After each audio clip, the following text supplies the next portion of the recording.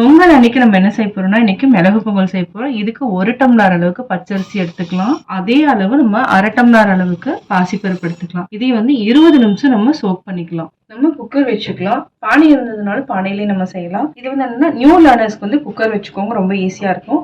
நம்ம 1 டம்ளர் அரிசிக்கு 5 டம்ளர் அளவுக்கு தண்ணி விட்டுக்கலாம். ஏன்னா பொங்கல்லாம் கொஞ்சம் கொழகொழன்னு இருக்கணும், அதுக்காக தண்ணி ஜாஸ்தி விட்டுக்கலாம். 2. இப்போ நம்ம அரிசி போட்டுக்கலாம். ஒரு 2 விசில் விட்டு எடுத்துக்கலாம். தேவையான அளவு உப்பு சேர்த்துக்கலாம். 2 விசில் விட்டு எடுத்துக்கலாம். இப்போ நம்ம செக் பண்ணலாம். இப்போ பொங்கல் ரெடி ஆயிடுச்சு. நல்லா கொலைய விட்டுக்கலாம். நம்ம ஃபேன் எடுத்துக்கலாம். ஃபேனில் வந்து நெய் விட்டுக்கலாம். நெய் வந்து ஒரு 50 ml விட்டுக்கோங்க. சீரகம், மிளகு, பச்சை மிளகாய், இஞ்சி, முந்திரி, கருவேப்பிலை, கடைசியாக நம்ம பெருங்காயம் சேர்த்துக்கலாம். இது நல்லா அப்படியே வறுத்துக்கலாம். முந்திரி நல்லா பொன்னிறம் ஆயிடுச்சு. இப்போ நம்ம பொங்கல் கூட ஆட் பண்ணிக்கலாம். நல்லா மிக்ஸ் பண்ணிக்கலாம். மிளகு பொங்கல் ரெடி.